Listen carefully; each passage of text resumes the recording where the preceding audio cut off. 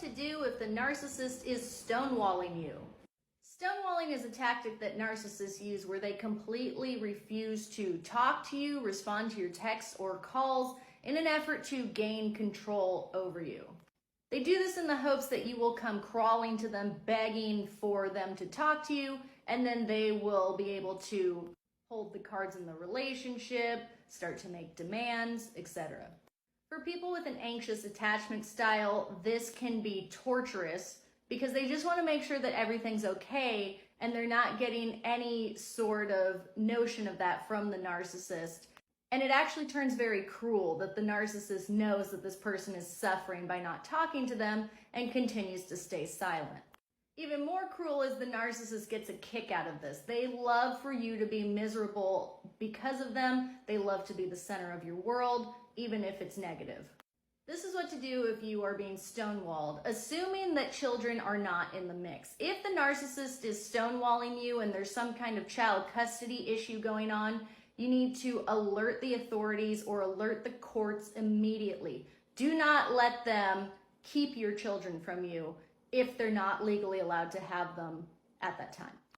However, if there's not children involved or any sort of legality, when they stonewall you, just go completely silent.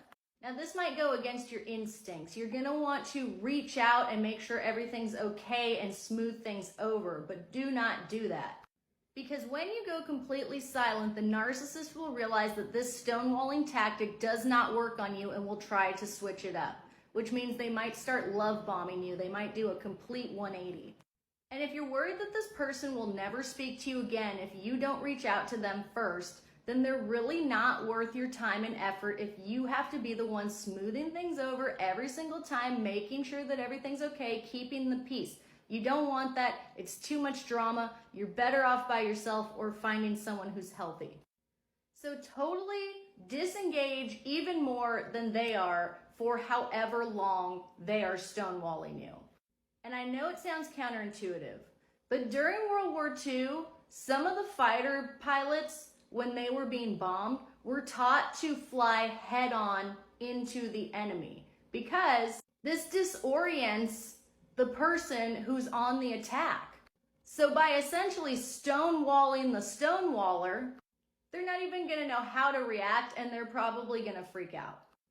Now at this point, hopefully you have been not communicating with them for so long that you can go completely no contact, or you'll at least have enough time not talking to this person to realize this is a toxic situation for you and you should get out.